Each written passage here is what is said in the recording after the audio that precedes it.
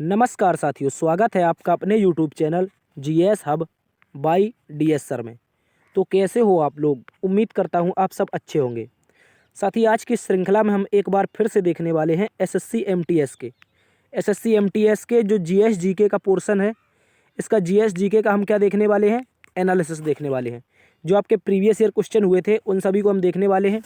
एक बार से सभी साथी जुड़ जाएंगे और दोस्तों में सेशन को शेयर कर देंगे। एक बार दोस्तों में सेशन को शेयर कर देंगे ताकि ज़्यादा से ज़्यादा लोगों तक इस क्लास का फ़ायदा पहुंच सके।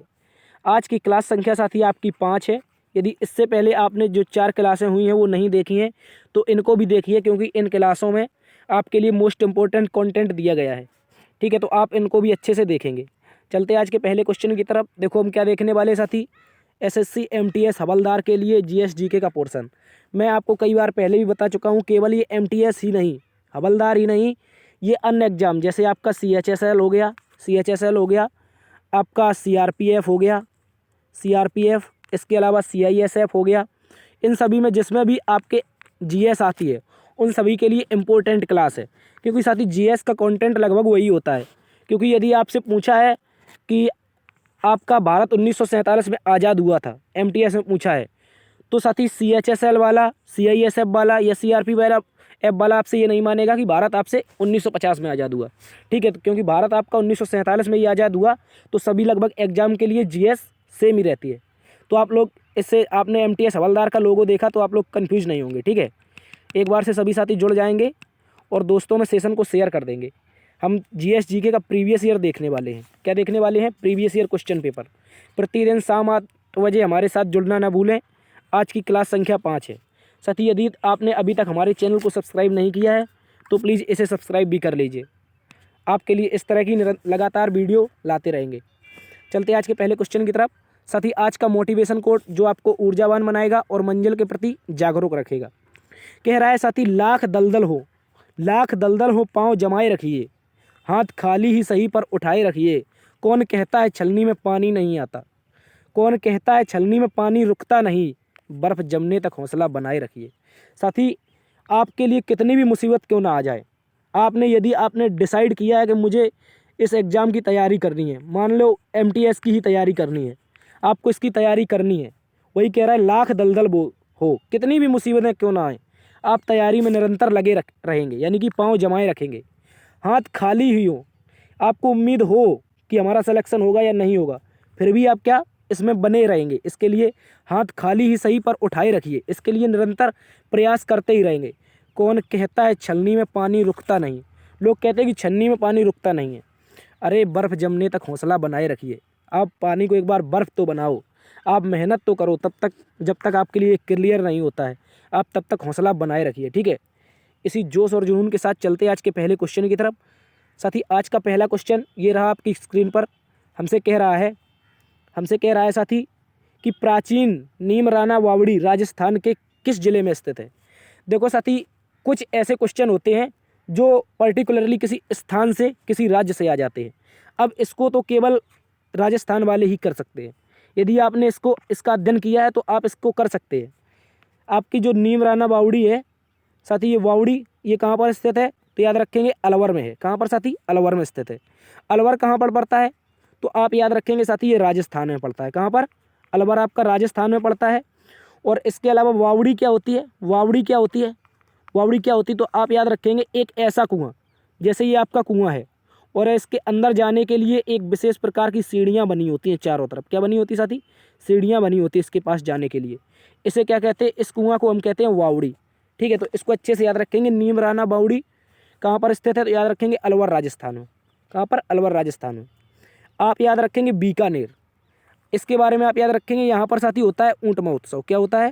ऊँट महोत्सव होता है बीकानेर राजस्थान में। और आप एक बात और याद रखेंगे, आपने देखा होगा कई प्रकार की नमकीनें आती हैं, इनमें बीकानेर की भुजिया बहुत प्रसिद्ध है। क्या साथी?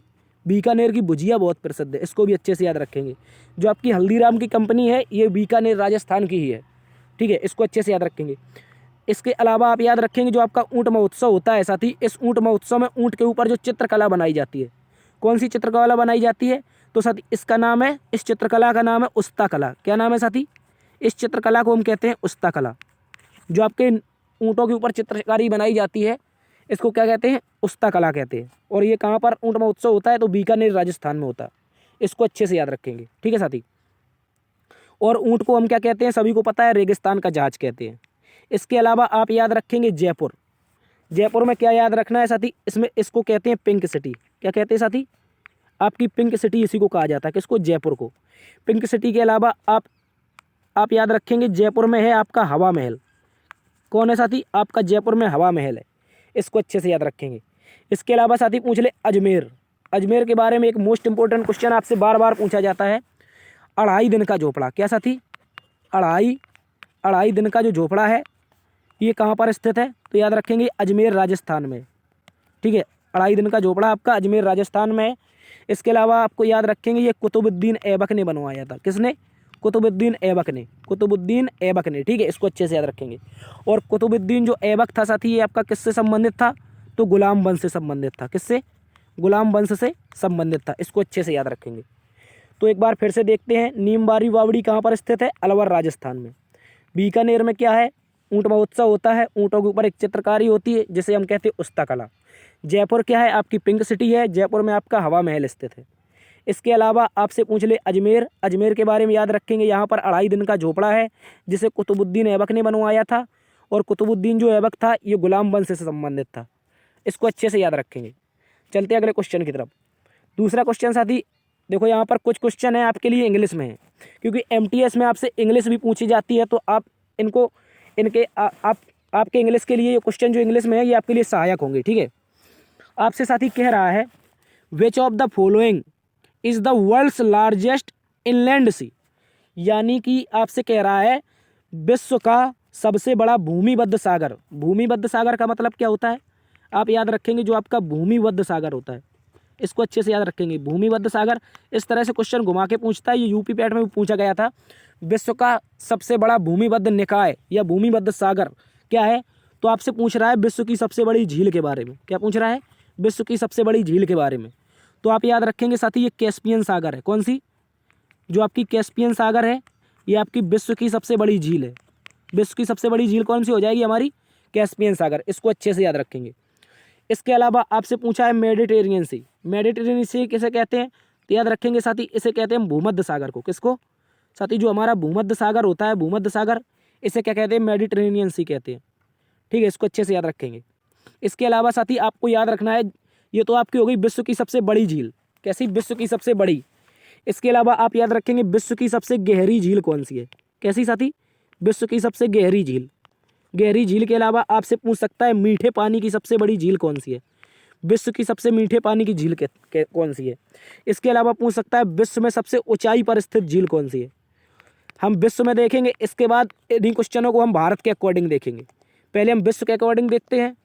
यदि पूछ ले विश्व की सबसे गहरी झील कौन सी है, तो आप याद रखेंगे बैकाल। क्या याद रखेंगे, बैकाल।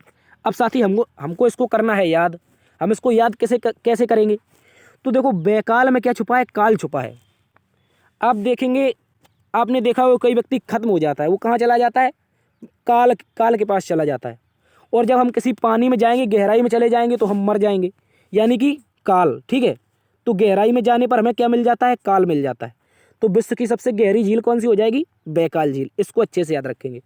इसके अलावा आपसे पूछा है मीठे पानी की झील। क्या कहती है, मीठे पानी की झील। तो इसको याद रखेंगे, इसका नाम है साथी सुपीरियर झील। क्या नाम है साथी, सुपीरियर झील। सुपीरियर झील को हम याद कैसे रखेंगे, देखो आपको जब पानी मीठा मिलता है, यानी कि कई ऐसे क्षेत्र हैं, जैसे मथुरा वाला क्षेत्र है आपके, और बहुत सारे क्षेत्र जहाँ पर पानी खारा होता है। जब मथुरा वासियों को पानी मिला मीठा, जब उन्होंने मीठा पानी पिया, तो उन्होंने कहा सुपर है। क्या सुपर है, क्या सुपर पानी है। मतलब मीठे पानी की सबसे बड़ी झील कौन सी है, सुपीरियर झील। जब किसी खारे पानी कोई व्यक्ति पीता रहता है, उसको मीठा पानी मिल जाए, तो क्या कहता है, बहुत सुपर पानी है तुम्हारे यहाँ का। जैसे कि उत्तर प्रदेश में हमारा बुंदेलखंड क्षेत्र पड़ता है, विश्व में सबसे मीठा पानी पाया जाता है बुंदेलखंड क्षेत्र में। तो आप क्या कहते हैं, बहुत सुपर पानी है बुंदेलखंड का।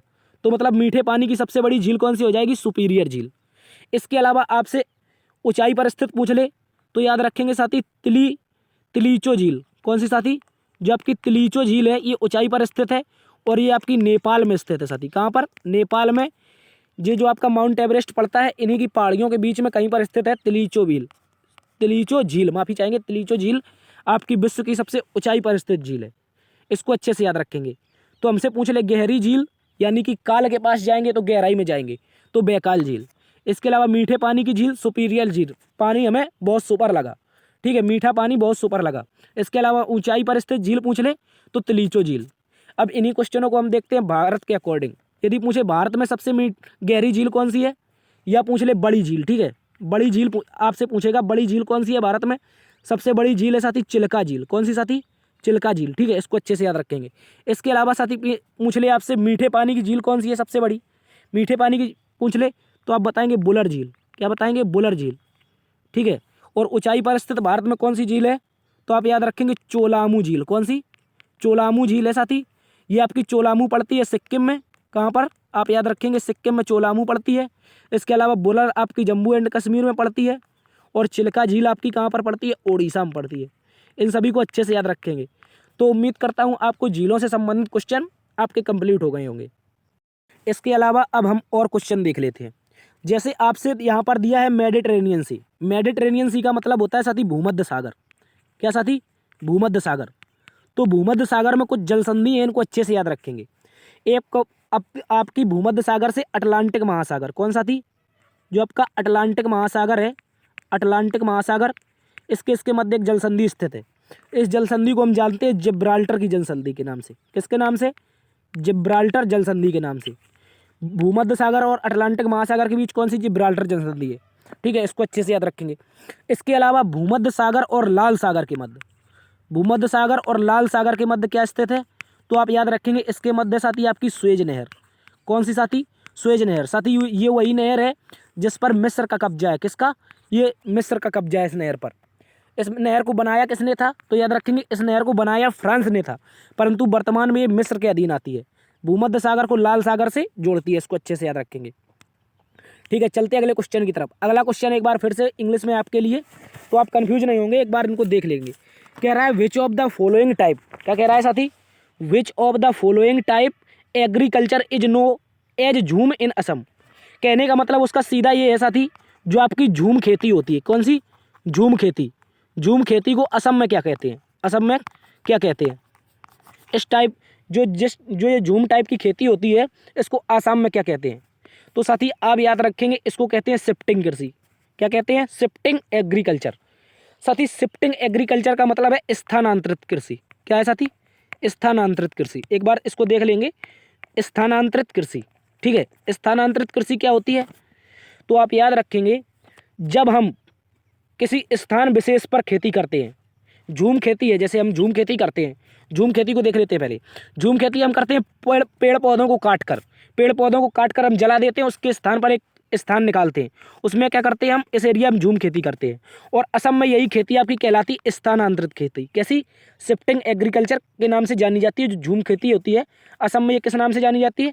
स्थानांतरित कृषि के नाम से जानी जाती है। इसको अच्छे से याद रखेंगे। इसके अलावा यहाँ पर कुछ ऑप्शन और हैं, जैसे आपका है इंटेंसिव कृषि। कौन सी लिखी है? Intensive farming. यानी कि इंटेंसिव फार्मिंग को हम कहते हैं खेती की शिक्षा। क्या कहते हैं? जब शिक्षित व्यक्ति, क्या कहते हैं? खेती की शिक्षा इसको कहते हैं। और इसके बारे में याद रखेंगे जब शिक्षित व्यक्ति इस खेती को करते हैं, यानी कि आपने देखा होगा आप बीएससी एजी से करते हैं, यानी कि एग्रीकल्चर से। जब बैचलर ऑफ साइंस आप एजी से करते हैं, तो इसके लिए हम किस वर्ड का यूज करते हैं? इंटेंसिव कृषि। यानी कि हमारी उस कृषि के प्रति इंटेंसिव है, उसके बारे में विशेष अध्ययन करना जानते हैं, तो इसीलिए इस कृषि को हम क्या कहते हैं? खेती के लिए शिक्षा देते हैं, तो उसे इंटेंसिव कृषि कहते हैं। और इंटेंसिव कृषि में हम एग्जाम्पल के रूप में देख लेते हैं, जैसे हम बैचलर ऑफ साइंस किससे करते हैं? एजी से, यानी कि एग्रीकल्चर से, ठीक है। इसको अच्छे से याद रखेंगे। इसके अलावा आपसे पूछ ले सब्सिस्टेंस फार्मिंग। यानी कि सब्सिस्टेंस फार्मिंग का मतलब होता है साथी जीविका कृषि। कैसी? जो आपकी जीविका कृषि है। जीविका कृषि क्या है, तो आपको याद रखना है, जीविका कृषि के बारे में हम याद रखेंगे। जो आपकी जीविका कृषि होती है, इसमें केवल जीवन व्यतीत करने के लिए भोजन बनाया जाता है। माफ़ी चाहेंगे, इसमें केवल जीवन यापन के लिए कृषि की जाती है। मतलब आपने कुछ एक निश्चित एरिया में कृषि की, जिससे आपके लिए भोजन के लिए केवल गेहूँ पैदा हो जाए, लाही पैदा हो जाए, यानी कि साल भर का आपका लाही, जिसे हम सरसों कहते हैं, गेहूँ, सरसों, इस तरह की चीज़ें हम पैदा करें और साल भर का खर्च कर सकें, तो इसको क्या कहते हैं? सब्सिस्टेंस कृषि या जीविका कृषि, ठीक है। इसको सब्सिस्टेंस को हिंदी में कहते हैं जीविका कृषि, ठीक है। इसको अच्छे से याद रखेंगे। इसके अलावा आप याद रखेंगे प्लांटेशन कृषि। प्लांटेशन कृषि का मतलब क्या होता है? तो आप याद रखेंगे इसके बारे में, जब हम पौधे लगाकर खेती करते हैं। जैसे विशेष क्षेत्र में आपने देखा होगा इस समय कल्चर चल रहा है कि आपका 2-2.5 बीघा खेत होता है, उसमें आप क्या लगाते थे, इस तरह से लिप्टस के बहुत सारे पौधे लगा देते हैं एक विशेष दूरी पर। इसमें हम कृषि करते हैं 5-10 साल के लिए। पौधों की कृषि हमेशा 5-10 साल के लिए होती है। तो इसको क्या कहते हैं? प्लांटिंग कृषि। क्योंकि प्लांटेशन में क्या छुपा है? आपका प्लांट छुपा है। क्या छुपा है? प्लांट छुपा है। तो जब हम पौधे लगाकर खेती करते हैं, जैसे अमरूद का पौधा हो गया, आपका लिप्टस का पौधा हो गया, और शीशम हो गया, और आपके बहुत सारे पौधे, सागौना हो गया, इस तरह से जब हम खेती करते हैं पौधों की खेती, तो उसे क्या कहते हैं? प्लांटेशन कृषि कहते हैं। ठीक है, इसको अच्छे से याद रखेंगे। और हमसे क्वेश्चन क्या पूछा गया है? झूम कृषि को असम में क्या कहते हैं? तो शिफ्टिंग एग्रीकल्चर यानी स्थानांतरित कृषि कहते हैं। ठीक है, उम्मीद करता हूँ आपको कृषि के बारे में ये फैक्ट अच्छे लगे होंगे, यानी कि जानकारी आपको अच्छी लगी हो या पसंद आई हो, तो एक बार से प्लीज़ सेशन को लाइक कर दीजिए और चलते हैं अगले क्वेश्चन की तरफ। अगला क्वेश्चन साथी हमसे कह रहा है, फील्ड हॉकी में कितने खिलाड़ी होते हैं? क्या कह रहा है साथी? फील्ड हॉकी में कितने खिलाड़ी होते हैं? तो कुल मिलाकर फील्ड हॉकी आपसे घुमाने के लिए है। ये क्वेश्चन आपसे एसएससी जीडी में भी पूछा जा चुका है। इसी वर्ष जो 2023 में जीडी का एग्जाम हुआ था, इसमें भी ये क्वेश्चन पूछा जा चुका है। तो फील्ड हॉकी में कितने खिलाड़ी होते हैं? आप याद रखेंगे 11 खिलाड़ी होते हैं। कितने साथी? 11 खिलाड़ी। इसके अलावा आपको याद रखना है जो 15 ऑप्शन में दिया गया है, ये 15 खिलाड़ी किस खेल में होते हैं? तो आप याद रखेंगे जो आपका रग्बी फुटबॉल होता है। कौन सा? रग्बी फुटबॉल में कितने खिलाड़ी होते हैं? तो आप याद रखेंगे 15 खिलाड़ी होते हैं। ठीक है, रग्बी फुटबॉल में कितने खिलाड़ी? 15 खिलाड़ी होते हैं। और फील्ड हॉकी में कितने? 11। एक क्वेश्चन आप याद रखेंगे, इसके लिए एक ट्रिक बनाई है मैंने, HCF यानी कि हाईएस्ट कॉमन फैक्टर नहीं है यहाँ पर हाईएस्ट कॉमन फैक्टर नहीं है। आप याद रखेंगे H का मतलब होता है हॉकी। क्या होता है? हॉकी के अलावा C का मतलब होता है साथी क्रिकेट। क्या होता है साथी? क्रिकेट होता है किसका मतलब? हॉकी का, सॉरी C का। इसके अलावा F का मतलब क्या होता है? फुटबॉल होता है। क्या साथी? फुटबॉल होता है। देखो यहाँ पर HCF याद रखेंगे, हॉकी, क्रिकेट, फुटबॉल, इन सभी में कितने खिलाड़ी होते हैं? 11 खिलाड़ी होते हैं। दोनों टीमों में 11 खिलाड़ी होते हैं। इनको अच्छे से याद रखेंगे। ठीक है, इसके अलावा आपसे पूछ ले साथी फुटबॉल से संबंधित ट्रॉफी। किससे? एक तो फुटबॉल से ट्रॉफी पूछ ले कोई, इसके अलावा आपसे पूछ ले हॉकी से ट्रॉफी, तो इनके बारे में कुछ याद रखेंगे। फुटबॉल में आपका हो गया संतोष ट्रॉफी। क्या हो गया साथी? आपका संतोष ट्रॉफी किस में हो जाएगा? आपका फुटबॉल में हो जाएगा। इसके अलावा हॉकी में आपका कौन सा हो जाएगा? हॉकी में आप याद रखेंगे सुल्तान जौहर कप। कौन सा साथी? जो आपका सुल्तान जौहर कप होता है। कौन सा साथी? आप याद रखेंगे सुल्तान जौहर कप। कहाँ किससे संबंधित है? ये हॉकी से। संतोष ट्रॉफी, डूरंड कप और सुल्तान जौहर कप। देखो संतोष ट्रॉफी और डूरंड कप तो फुटबॉल से हो जाएंगे, और हॉकी से आपका कौन सा हो जाएगा? सुल्तान जौहर कप। ये क्वेश्चन अभी जीडी में पूछा गया था। किसमें साथी? जीडी में। हॉकी से संबंधित सुल्तान जौहर कप निम्नलिखित में से किस खेल से संबंधित है? एज इट इज क्वेश्चन आया था आपका। ठीक है, तो इनको अच्छे से याद रखेंगे। तो हॉकी में कितने खिलाड़ी हो जाएंगे? 11 खिलाड़ी। चलते हैं अगले क्वेश्चन की तरफ। अगला क्वेश्चन साथी हमसे कह रहा है, निम्नलिखित में से कौन एक प्रसिद्ध भारतीय नृत्य निर्देशक यानी कि कोरियोग्राफर है? जो लोग आपके डांस करते हैं, डांस सिखाने के लिए जो निर्देशक होते हैं, उनको पहली बात तो क्या कहते हैं? कोरियोग्राफर कहते हैं। इनमें से कौन है जो नृत्य निर्देशक है यानी कि डांस कोरियोग्राफर है? तो आप याद रखेंगे जो सरोज खान है। जो आपके सरोज खान है, ये आपके क्या है? एक कोरियोग्राफर है।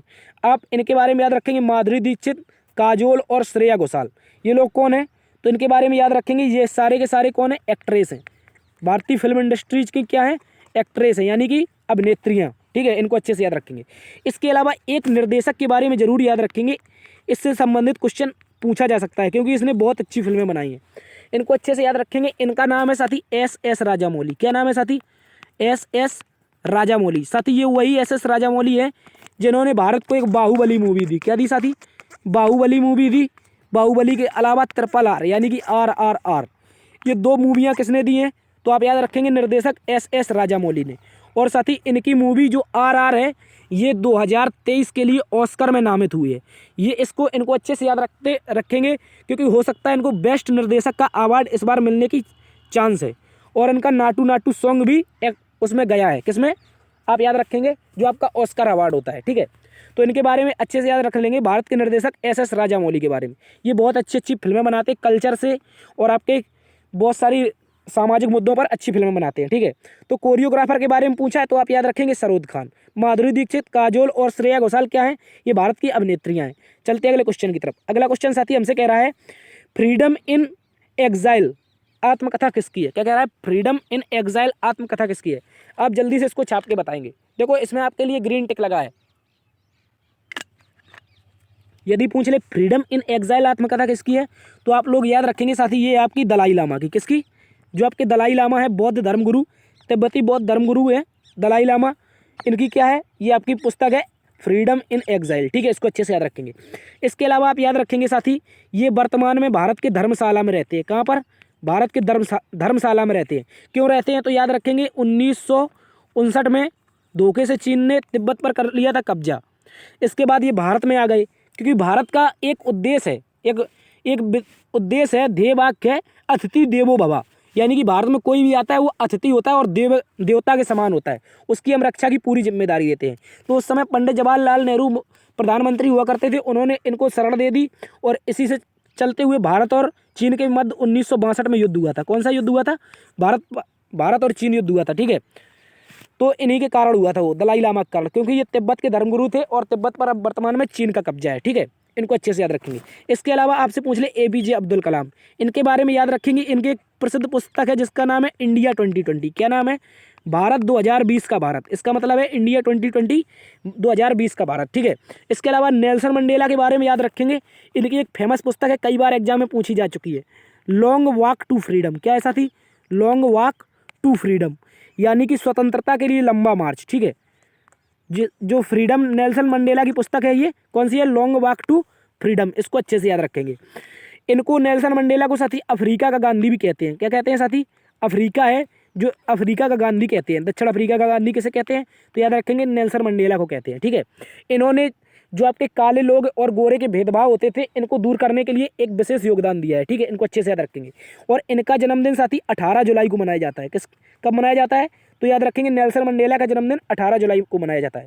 देखो, महात्मा गांधी के बारे में तो हर कोई जानता है, अगर आपसे नेल्सन मंडेला के बारे में पूछ ले तो आप नहीं बता पाएंगे, इसलिए इनको अच्छे से याद रखेंगे। Long Walk to Freedom Nelson Mandela की एक पुस्तक है। अफ्रीका का इन्हें गांधी कहते हैं। 18 जुलाई को इनका क्या मनाया जाता है? जन्मदिन मनाया जाता है। ठीक है, और गांधी जी के बारे में एक बात याद रखेंगे, इनकी पुस्तक है experiment with my truth. Experiment with my truth, यानी कि सत्य के साथ मेरे प्रयोग, ये गांधी जी की भी एक पुस्तक है। सॉरी। ठीक है, चलते अगले क्वेश्चन की तरफ। अगला क्वेश्चन कह रहा है साथी, प्रधानमंत्री कौशल विकास योजना 2015 में डैश के तहत शुरू की गई थी, यानी कि किस मंत्रालय के तहत प्रधानमंत्री कौशल योजना शुरू की गई थी? तो आप लोग याद रखेंगे इसका आंसर हो जाएगा कौशल विकास मंत्रालय। क्या हो जाएगा साथी? कौशल विकास मंत्रालय। ठीक है, इसको अच्छे से याद रखेंगे। पूछे किस मंत्रालय के तहत प्रधानमंत्री कौशल विकास योजना शुरू हुई थी, तो याद रखेंगे कौशल विकास मंत्रालय के तहत हुई थी और साथ ही 2015 में हुई थी। ठीक है, 2015 में, इसको अच्छे से याद रखेंगे। इसके अलावा जो आपका शहरी आवास विकास मंत्रालय है, आवास एवं शहरी मंत्रालय है, इसके बारे में याद रखेंगे। इसने PM आवास योजना शुरू की है। कौन सी? PM आवास योजना, प्रधानमंत्री आवास योजना शुरू की है और ये योजना भी आपकी 2015 में शुरू होती है। ठीक है साथी, इसको अच्छे से याद रखेंगे। 2015 में PM आवास योजना भी शुरू होती है। इसके अलावा यदि पूछ ले वित्त मंत्रालय, तो वित्त मंत्रालय में याद रखेंगे आपकी जो FM है, यानी कि फाइनेंस मिनिस्टर है वर्तमान में, निर्मला सीतारमण है। कौन है साथी? आपकी निर्मला सीतारमण। देखो, आप राइटिंग पर ध्यान नहीं देंगे क्योंकि साथी इसमें पेन से लिखना पड़ता है, इसमें राइटिंग आती नहीं क्योंकि मेरे पास ट्राइपॉड नहीं है। ठीक है, निर्मला सीतारमण जो है, आप कंटेंट पर ध्यान देंगे। निर्मला सीतारमण कौन है? आप याद रखेंगे वित्त मंत्रालय की मंत्री है। ठीक है, निर्मला सीतारमण। ठीक है, इनको अच्छे से याद रखेंगे। इसके अलावा ग्रामीण विकास मंत्रालय पूछ ले कौन है? यदि आपसे पूछ ले ग्रामीण विकास मंत्रालय किसके हाथ में है, तो याद रखेंगे गिरिराज सिंह के हाथ में। किसके साथी? गिरिराज, जो आपके गिरिराज सिंह जी हैं, गिरिराज सिंह जी ये ग्रामीण विकास मंत्रालय के मंत्री हैं। इनको अच्छे से याद रखेंगे। ठीक है, चलते हैं अगले क्वेश्चन की तरफ। अगला क्वेश्चन साथी हमसे कह रहा है कुतुबुद्दीन ऐबक। देखो, अभी कुतुबुद्दीन ऐबक के बारे में बताया था, किस वंश संबंधित है वही पूछ रहा है इसमें। कुतुबुद्दीन ऐबक निम्नलिखित में से किस वंश की स्थापना की है? तो आप याद रखेंगे कुतुबुद्दीन ऐबक ने गुलाम वंश की स्थापना की थी। किसकी साथी? गुलाम वंश की स्थापना कुतुबुद्दीन ऐबक ने की थी। यदि पूछे कब की थी, तो याद रखेंगे 1206 में की थी। कब साथी? आपके 1206 में गुलाम वंश की स्थापना किसने की थी? तो याद रखेंगे कुतुबुद्दीन ऐबक ने। और यह वंश साथी 1290 तक चला था। कब से कब तक चला था? तो याद रखेंगे 1290 तक चला था, 1206 से 1290 तक। और ये वही कुतुबुद्दीन ऐबक है जिसने अजमेर में क्या बनवाया था? 2.5 दिन का झोपड़ा बनवाया था। इसके अलावा इसकी चौगान खेलते हुए मृत्यु हुई थी। क्या खेलते हुए साथी? चौगान खेलते हुए इसकी मृत्यु हुई थी। जब ये चौगान खेल रहा था घोड़े से गिरकर इसकी क्या हो गई थी? मृत्यु हो गई थी। इसको अच्छे से याद रखेंगे। ठीक है, भारत का ये गुलाम वंश का संस्थापक था। इसके अलावा आप पूछ ले यहाँ पर खिलजी, तो इसके बारे में आप याद रखेंगे खिलजी वंश आपका हुआ था साथी 1290 से लेकर 1320 तक। कब? गुलाम वंश के बाद यदि कोई वंश आया तो वो खिलजी वंश था, जिसका स्थापना की थी जलालुद्दीन खिलजी ने। किसने? आप याद रखेंगे इसके बारे में, जलालुद्दीन खिलजी। ठीक है, जलालुद्दीन खिलजी ने किसकी स्थापना की थी? जलालुद्दीन खिलजी ने। तो आप याद रखेंगे इसकी स्थापना की थी किसकी? खिलजी वंश की। इसके अलावा आपसे पूछ ले सैयद वंश, तो आप याद रखेंगे सैयद वंश आपका हुआ था 1414 से लेकर के 1451 तक। कब से कब तक? 14 से 1400 लेकर के 1451 तक। कहीं कहीं 51 की जगह आपको 53 भी मिलता है, तो आप कंफ्यूज नहीं होंगे। ठीक है, इनको अच्छे से याद रख लेंगे। सैयद वंश 14 से लेकर के 1451 तक चलता है और इसकी स्थापना की थी साथी खिज्र खान ने। किसने की थी? खिज्र खान ने इसकी स्थापना की थी। इसके अलावा आपसे पूछ ले तुगलक वंश, तो आप इसके बारे में एक बात याद रखेंगे, तुगलक वंश की स्थापना किसने की थी आप बताएंगे इसके बारे में। और ये वंश साथी 1320 से लेकर के 1414 तक चला था। कब से कब तक? तो याद रखेंगे 1320 से लेकर के 1414 तक। आप कमेंट बॉक्स में छाप के बताएंगे इसकी स्थापना किसने की थी। ठीक है, ये क्वेश्चन आपके लिए होमवर्क है, इसको जरूर याद रख लेंगे क्योंकि ये क्वेश्चन आपसे एग्जाम में कई बार पूछा जा चुका है, तुगलक वंश की स्थापना किसने की थी। ठीक है, तो चलते हैं अगले क्वेश्चन की तरफ। अगला क्वेश्चन हमसे कह रहा है साथी, किस ब्रिटिश गवर्नर ने बंगाल में द्वैध व्यवस्था को समाप्त किया? क्या पूछा है? किस ब्रिटिश गवर्नर ने बंगाल में द्वैध शासन व्यवस्था को समाप्त किया? जल्दी से आप इसको बताएंगे। यदि पूछ ले किस गवर्नर ने किया, तो आप याद रखेंगे वॉरेन हेस्टिंग ने। किसने साथी? वॉरेन हेस्टिंग ने इस बंगाल में द्वैध शासन समाप्त किया। यदि पूछ ले द्वैध शासन लागू किसने किया था साथी, तो याद रखेंगे जो रॉबर्ट क्लाइव था, इसने क्या किया था साथी 1764 में, जब 1764 में ब्रिटिश ईस्ट इंडिया कंपनी क्या जीत गई? बक्सर का युद्ध जीत गई, तो लगभग पूरे भारत पर इसने क्या कर लिया? अधिकार अपना कर लिया। प्रत्येक एक राज्य में, भारत के प्रत्येक राज्य में एक अपना गवर्नर नियुक्त कर दिया। तो इसी के तहत इसने बंगाल में साथी, कहाँ पर? रॉबर्ट क्लाइव ने बंगाल में 1765 में, कब साथी? 1765 में अपना क्या कर दिया? बंगाल में इसने द्वैध शासन व्यवस्था शुरू कर दी। ठीक है, इसको अच्छे से याद रखेंगे। यानी कि राजा होगा, राजा के अलावा जो मुख्य कार्य होगा वो कंपनी करेगी और जो जनता का कार्य होगा वो राजा करेगा। इसका मतलब द्वैध शासन। ठीक है, और द्वैध शासन को बंगाल में समाप्त किसने किया? तो याद रखेंगे वॉरेन हेस्टिंग ने। ठीक है, इसको अच्छे से याद रखेंगे। यहाँ पर दिया आपको विलियम बेंटिक, तो विलियम बेंटिक के बारे में एक बात याद रखेंगे, इन्होंने कानून 17A के तहत सती प्रथा का अंत किया था। किसका? सती प्रथा का अंत किया था। इसको अच्छे से याद रखेंगे। और सती प्रथा का अंत हुआ था आपका 1829 में, और इसमें सहयोग किया था साथी राजा राम मोहन राय ने। किसने? राजा राम मोहन राय ने। ठीक है, इनको अच्छे से याद रखेंगे। राजा राम मोहन राय ने सती प्रथा अंत करवाने में किसका सहयोग किया? तो विलियम बेंटिक का। इसके अलावा राजा राम मोहन राय को राजा की उपाधि किसने दी थी? तो याद रखेंगे साथी अकबर द्वितीय था, जो मुगल वंश था, मुगल वंश का शासक था अकबर द्वितीय। अकबर सेकंड ने क्या किया था? तो याद रखेंगे राजा राम मोहन राय को राजा की उपाधि दी थी। यदि पूछे द्वैध शासन किसने समाप्त किया था, तो वॉरेन हेस्टिंग ने। द्वैध शासन का जनक किसे कहते हैं? तो रॉबर्ट क्लाइव को कहते हैं। किसको? द्वैध शासन का जनक कहते हैं रॉबर्ट क्लाइव को। ठीक है, चलते हैं अगले क्वेश्चन की तरफ। अगला क्वेश्चन हमसे कह रहा है, किसी राज्य के राज्यपाल को डैश के द्वारा नियुक्त किया जाता है। तो आप याद रखेंगे किसी राज्य में यदि राज्यपाल की नियुक्ति होगी तो भारत का राष्ट्रपति करेगा। कौन करेगा साथी? भारत का राष्ट्रपति किसी राज्य में राज्यपाल की नियुक्ति करेगा। ठीक है, इसको अच्छे से याद रखेंगे। इसके अलावा पूछ ले साथी, जब इसकी नियुक्ति करेगा तो अनुच्छेद होगा कोई, इसमें अनुच्छेद 155 के तहत, किसके तहत साथी? आपका आर्टिकल जो 155 है, आर्टिकल 155 के तहत इसमें राष्ट्रपति भारत में राज्यपाल की नियुक्ति करता है। ठीक है, इसको अच्छे से याद रखेंगे। यदि पूछे प्रधानमंत्री, तो याद रखेंगे प्रधानमंत्री के बारे में अनुच्छेद 75 में कहा गया है कि बहुमत दल का नेता, भारत में लोकसभा का बहुमत दल का नेता क्या बनेगा? प्रधानमंत्री बनेगा। ठीक है, इसको अच्छे से याद रखेंगे। चलते हैं अगले क्वेश्चन की तरफ। अगला क्वेश्चन साथी हमसे कह रहा है, which wind are also known by the name of roaring forties. कह रहा है साथी, which wind are also known by the name of roaring forties. यानी कि कहने का मतलब है चालीसा। यहाँ पर एक हवा होती है जिसे कहते हैं गरजता चालीसा। क्या कहते हैं साथी? गरजती चालीसा हवा कहते हैं। ये कौन सी हवा होती है, इसके बारे में पूछा है आपसे। तो आप याद रखेंगे इसका आंसर हो जाएगा वेस्टर्ली विंड। क्या हो जाएगा साथी? Westerly wind. ये क्या होता है साथी? वेस्टर्ली विंड क्या होता है? तो आप याद रखेंगे जो आपका पृथ्वी है, जैसे मान लीजिए आपका ये पृथ्वी है। क्या है साथी? ये पृथ्वी है। आप इसके बारे में एक चीज़ याद रखेंगे, ये एक होता है ऊपर का 40 डिग्री, ऊपर का 40 डिग्री अक्षांश और नीचे का दक्षिण का 50 डिग्री अक्षांश। ऊपर का 40 डिग्री अक्षांश और दक्षिण का 50 डिग्री अक्षांश।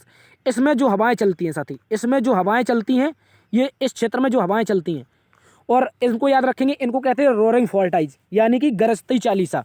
और इसके अलावा साथी ये हवाएं मोस्ट इंपॉर्टेंट है, ये हवाएं पश्चिम से लेकर के पूर्व तक चलती हैं। जैसे कोई आपका मानचित्र होता है तो उसमें ये होता है वेस्ट और ये होता है ईस्ट, ये होता है नॉर्थ, ये होता है साउथ। तो इसमें जो आपकी हवाएं होती हैं इस तरह से चलती हैं, यानी कि पश्चिम से लेकर के पूर्व तक ये हवाएं होती हैं, इन्हें कहते हैं रोरिंग फॉल्टाइज या कहते हैं गरजती चालीसा। ठीक है, इसको अच्छे से याद रखेंगे।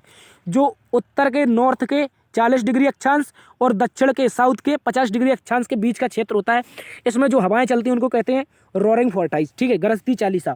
और ये हवाएं साथी पश्चिम से लेकर के पूर्व तक चलती हैं, पूर्व की ओर चलती हैं। ठीक है, इनको अच्छे से याद रखेंगे। इसके अलावा आपसे पूछ ले साथी पोलर विंड, क्या पूछ ले? Polar wind. तो पोलर विंड में आप याद रखेंगे साथी, ये जो आपका ध्रुवीय क्षेत्र है, इस तरह से एक ध्रुवीय क्षेत्र होता है पृथ्वी का। इस क्षेत्र में जो हवाएं चलती हैं, इस क्षेत्र में जो हवाएं चलती हैं केंद्र की ओर यानी कि भूमध्य रेखा की ओर, इस तरह से हवाएं चलेंगी इस क्षेत्र की, ऐसे ऐसे जो हवाएं चलेंगी उत्तर से या दक्षिण से, तो इन्हें क्या कहते हैं? हम पोलर विंड कहते हैं। यानी कि ध्रुव से भूमध्य रेखा की ओर जो हवाएं चलती हैं उन्हें पोलर विंड कहते हैं। ठीक है, इनको अच्छे से याद रखेंगे। इसके अलावा आपसे पूछ ले ट्रेड विंड यानी कि व्यापारिक पवनें, क्या पूछ ले? व्यापारिक पवनें। जो आपकी पोलर विंड होती हैं ये साथी आपकी चलती हैं सॉरी, ट्रेड विंड जो होती हैं आपकी सॉरी, जो आपकी ट्रेड विंड होती हैं ये आपकी चलती हैं दक्षिणी अक्षांश से।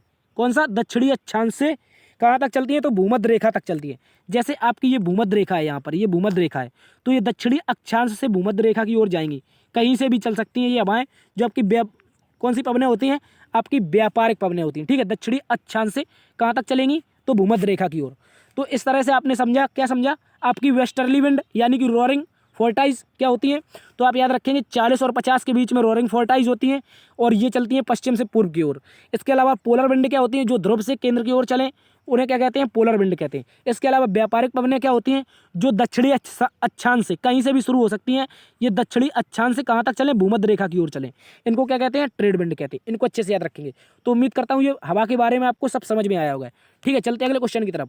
अगला क्वेश्चन साथी कह रहा है दिल्ली नगर निगम संशोधन विधेयक 2022 25 मार्च 2022 को लोकसभा में किसने प्रस्तुत किया था? देखो ये साथी उस समय का करंट अफेयर है, इसमें ज़्यादा लोड नहीं लेंगे। ठीक है, इसको प्रस्तुत किया था अमित शाह ने। और अमित शाह के बारे में याद रखेंगे, ये गृह मंत्री हैं आपके। कौन है साथी? गृह मंत्री। इसके अलावा आपके सहकारिता मंत्री हैं। कौन से? सहकारिता मंत्री। ठीक है, इनको भी अच्छे से याद रखेंगे। और यदि पूछ ले भारत का नवीनतम मंत्रालय कौन है, तो आपका ये सहकारिता मंत्रालय, इसको भी अच्छे से याद रखेंगे। यदि नरेंद्र मोदी पूछ ले तो ये भारत के पहले माफी चाहेंगे, भारत के वर्तमान में प्रधानमंत्री है और नीति आयोग के अध्यक्ष हैं। ठीक है, नीति आयोग के अध्यक्ष कौन है? तो प्रधानमंत्री होता है, इसलिए नरेंद्र मोदी है। CSIR के अध्यक्ष कौन है? CSIR के अध्यक्ष ये प्रधानमंत्री मोदी है। ठीक है, इनको अच्छे से याद रखेंगे।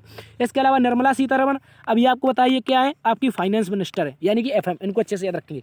वित्त मंत्रालय। ठीक है, इनके हाथ में, निर्मला सीतारमण के हाथ में। चलते हैं अगले क्वेश्चन की तरफ। अगला क्वेश्चन साथी कह रहा है आपसे हस्तिनापुर का लौह कार्यान्वयन स्थल, हस्तिनापुर का लौह कार्यान्वयन स्थल भारत के निम्नलिखित में से किस राज्य में स्थित है?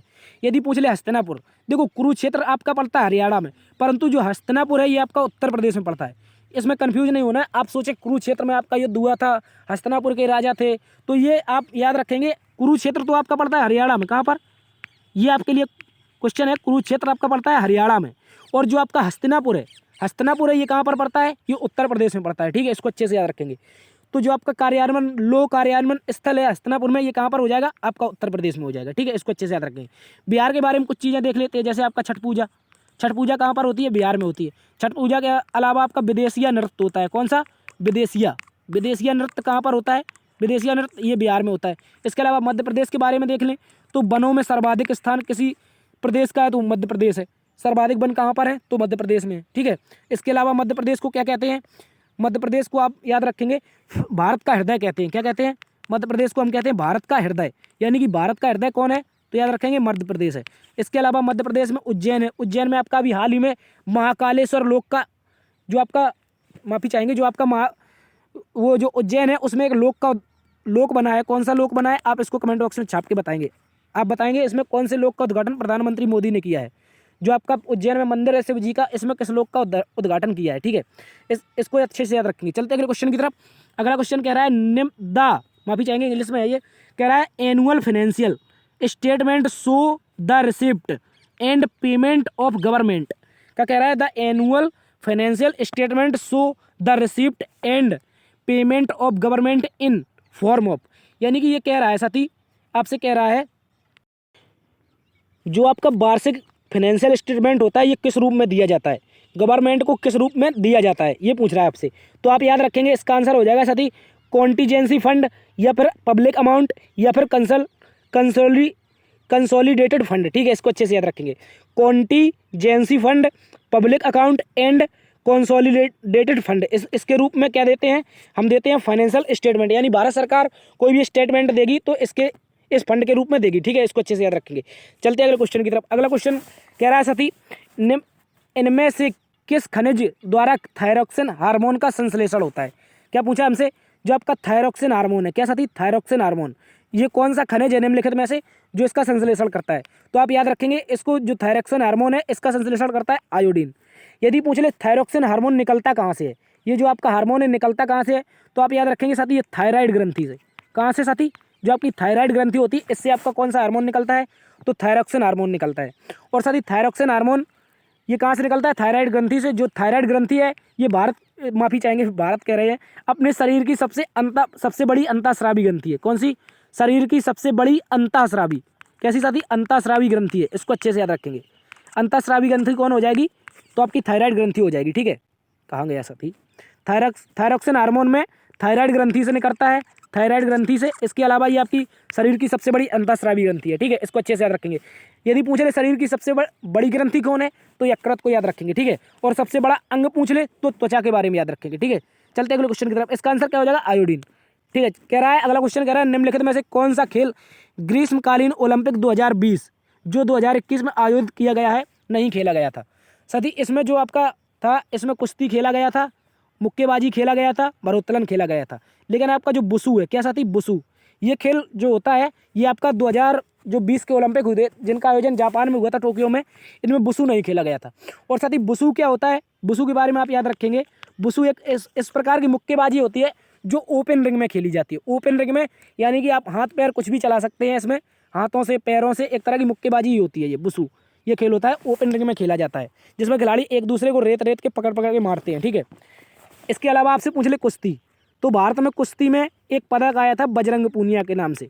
किसके साथी, जो आपके बजरंग पूनिया थे, इन्होंने एक पदक जीता था भारत के लिए कुश्ती में। किसमें, ओलंपिक में, जिसका जो पदक था वो था आपका ब्रॉन्ज मेडल। कौन सा, यानी कि कांस्य पदक। इसके अलावा मुक्केबाजी में भारत को क्या मिला था, कुछ नहीं मिला था। भारोत्तोलन में भारत को एक पदक मिला था, भारोत्तोलन में भारत को एक पदक मिला था जो आपकी मीराबाई चानू लाई थी। कौन सा थी, मीराबाई चानू। और ये साथी आपका था सिल्वर मेडल। कैसा साथी, सिल्वर मेडल। और इसके अलावा एक सिल्वर मेडल कुश्ती में भी मिला था। किसमें, सिल्वर मेडल आपका कुश्ती में मिला था, जिसे जीता था रवि दहिया ने। किसने साथी, रवि दहिया ने। और ये हम किसकी बात कर रहे हैं, तो हम ओलंपिक 2020 की बात कर रहे हैं। कुश्ती में 2 पदक, आपका ब्रॉन्ज मिला था बजरंग पूनिया को, सिल्वर मिला था रवि दहिया को। और भारोत्तोलन में सिल्वर मेडल मिला था, जो मिला था किसको, मीराबाई चानू को। इनको भी अच्छे से याद रखेंगे। चलते अगले क्वेश्चन की तरफ। अगला क्वेश्चन कह रहा है साथी हॉर्नबिल उत्सव भारत के किस राज्य में मनाया जाता है। कौन सा साथी, हॉर्नबिल उत्सव भारत के किस राज्य में मनाया जाता है, तो याद रखेंगे हॉर्नबिल आपका नागालैंड में होता है। कहाँ पर, नागालैंड में। इसको अच्छे से याद रखेंगे, ये कल भी करवाया था। कह रहा है बिहार में पूछ ले अगर, तो आप याद रखेंगे विदेशिया नृत्य। अभी आपको बताया था, क्या बताया था, विदेशिया जो आपका नृत्य होता है। इसके अलावा साथी आपका यहाँ पर छठ पूजा होता है। क्या होता है, छठ पूजा होता है। इसके अलावा आपसे पूछ ले कर्नाटक में क्या होता है, तो याद रखेंगे साथी इसमें होता है मूंगफली महोत्सव। क्या होता है, एक मिनट, कर्नाटक में आपका मूंगफली महोत्सव, मूंगफली। ठीक है, मूंगफली महोत्सव कहाँ पर होता है, आप याद रखेंगे कर्नाटक में होता है। देखो मूंगफली बेचने के लिए महोत्सव मनाया जाता है जो आपका कर्नाटक में होता है। ठीक है, इसके अलावा आपसे पूछ ले केरल में आप याद रखेंगे साथी आपका हो जाएगा ओणम। जो ओणम महोत्सव है, ओणम महोत्सव कहाँ पर होता है, केरल में होता है। केरल में इसके अलावा अट्टुकल पोंगल भी होता है। ठीक है, चलते अगले क्वेश्चन की तरफ। अगला क्वेश्चन कह रहा है भरतनाट्यम हेतु पद्मश्री पुरस्कार से सम्मानित प्रथम परलैंगिक यानी कि ट्रांस महिला इनमें से कौन है।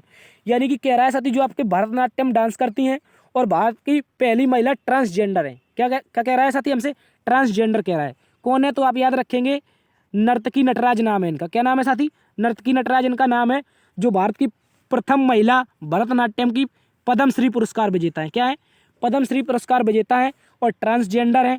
और ये कौन सा नृत्य करती हैं, तो याद रखेंगे भरतनाट्यम करती है। ठीक है, इनका नाम है नर्तकी नटराज। यदि पूछ ले श्रुति सितारा कौन है, तो याद रखेंगे साथी ये एक मॉडल है, भारत की एक मॉडल है।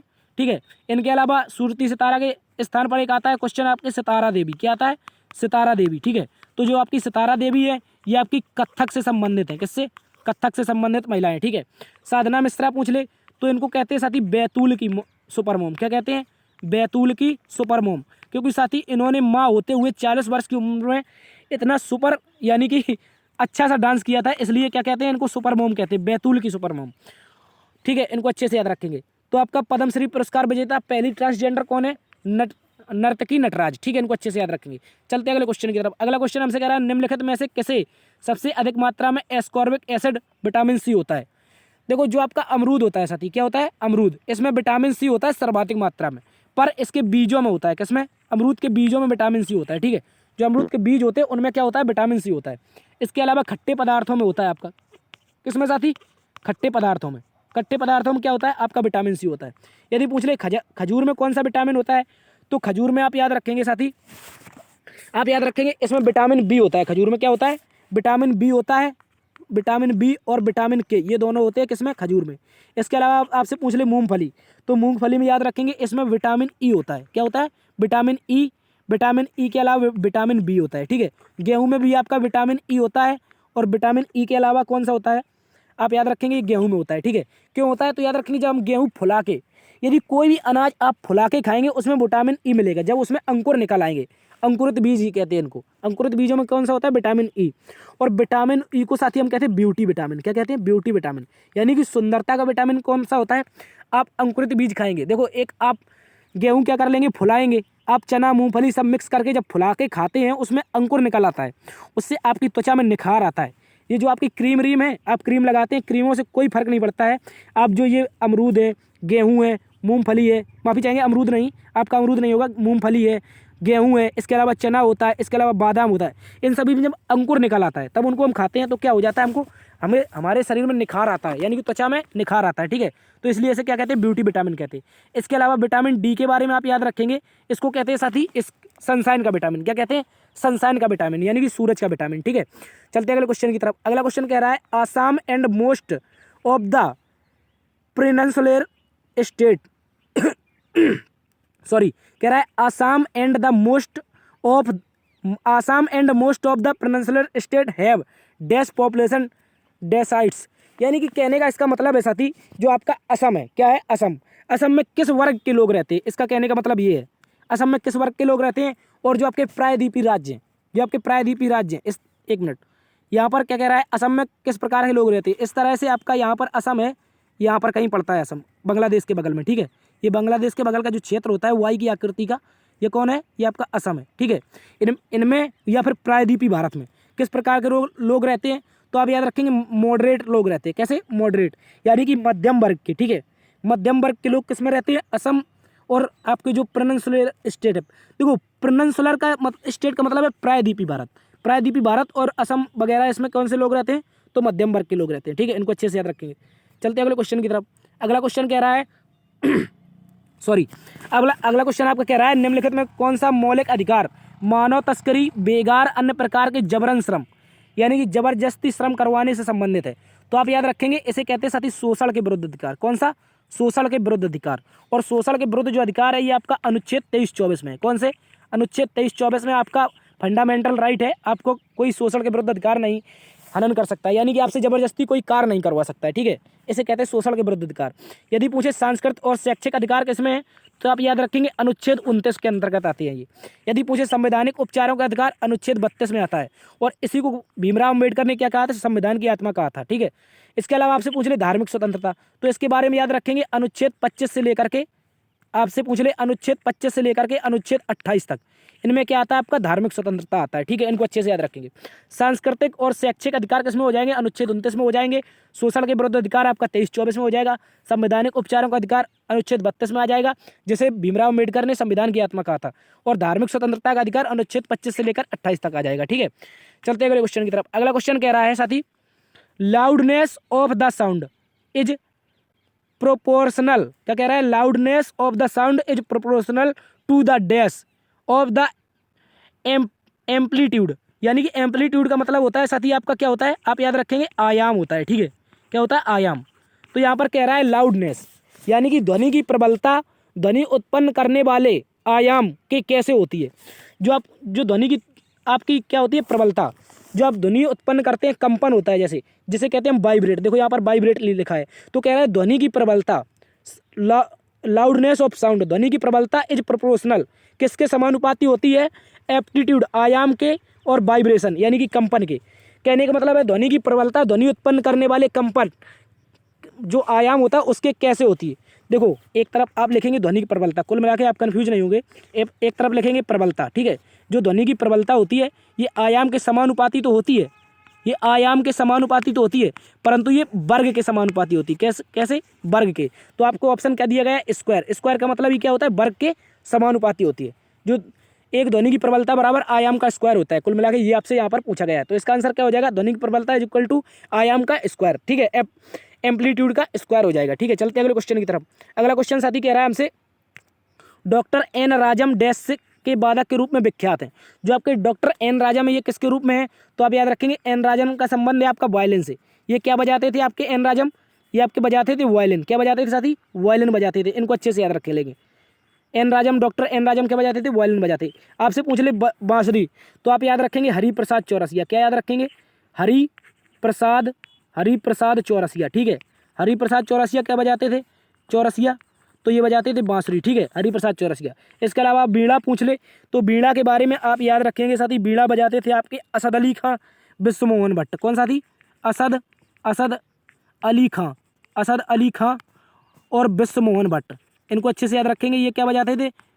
ये आपके बीड़ा बजाते थे। और बीड़ा मैंने आपको बताया था समुद्रगुप्त और औरंगजेब भी आपका क्या बजाता था? बीड़ा ही बजाता था, ठीक है। और जो गिटार है इसमें एक नाम आता है जेरी रीड का। किसका साथी? जेरी रीड का आता है। ये आपके गिटार से संबंधित विश्व के प्रमुख कलाकार हैं, ठीक है। चलते हैं अगले क्वेश्चन की तरफ। अगला क्वेश्चन कह रहा है साथी, निम्नलिखित में से किसने ब्रिटिश ईस्ट इंडिया कंपनी की ओर से बक्सर के युद्ध का नेतृत्व किया था? जब आपका बक्सर का युद्ध हो रहा था 1764 में, एक तरफ थी साथी आपकी त्रिगुट सेना। कौन सी साथी? त्रिगुट सेना। एक में आपका था शाह आलम द्वितीय और आपका मीर कासिम और अवध का नवाब शुजाउद्दौला, ठीक है। ये तीन थे और एक तरफ थी कंपनी। जब इन दोनों का युद्ध हो रहा था आपस में तो कंपनी का नेतृत्व कौन कर रहा था? इसका नाम था साथी हेक्टर मुनरो। क्या था? हेक्टर मुनरो, ठीक है, हेक्टर मुनरो। यहाँ पर ट्रैक्टर मुनरो नहीं समझ लेना आप, हेक्टर मुनरो समझेंगे, ठीक है। हेक्टर मुनरो कौन था आपका कंपनी का नेतृत्व कर रहा था बक्सर के युद्ध में, ठीक है। किसके युद्ध में? तो बक्सर के युद्ध में कंपनी का नेतृत्व किसने किया था? हेक्टर मुनरो ने किया था। चलते अगले क्वेश्चन की तरफ। यदि पूछ ले रॉबर्ट क्लाइव, तो रॉबर्ट क्लाइव के बारे में याद रखेंगे जब 1757 में आपका प्लासी का युद्ध हुआ था। क्या साथी? प्लासी का युद्ध हुआ था। किसका? प्लासी का युद्ध। इसका नेतृत्व किसने किया था कंपनी का? तो प्लासी के युद्ध में रॉबर्ट क्लाइव ने किया था। हेक्टर मुनरो ने 1764 में बक्सर के युद्ध में किया था। चलते अगले क्वेश्चन की तरफ। अगला क्वेश्चन कह रहा है साथी, 2021 में PETA Indian person of the year किसे चुना गया है? 2021 का पूछा, ये उस समय का करंट अफेयर था। 2021 का PETA person of the year किसे चुना गया? क्या पूछा आपसे? 2021 का PETA person of the year. तो इसका आंसर हो जाएगा साथी हमारा आलिया भट्ट। 2021 में इनको चुना गया था। लेकिन यदि पूछ ले पेटा 2022 किसे चुना गया है? 2022 का पेटा के लिए पर्सन ऑफ द ईयर किसे चुना गया है? तो याद रखेंगे साथी सोनाक्षी सिन्हा। इनको भी अच्छे से याद रखेंगे क्योंकि ये क्वेश्चन पूछा है तो हो सकता है 2022 में 2022 वाला भी पूछ सकता है, क्योंकि 22 में आपका 21 का पूछा है तो 23 में आपसे 22 का जरूर पूछ सकता है। तो सोनाक्षी सिन्हा क्या है आपकी? सोनाक्षी सिन्हा ये आपकी PETA Indian person of the year 2022 के लिए चयनित है। 2021 में आलिया भट्ट, ठीक है।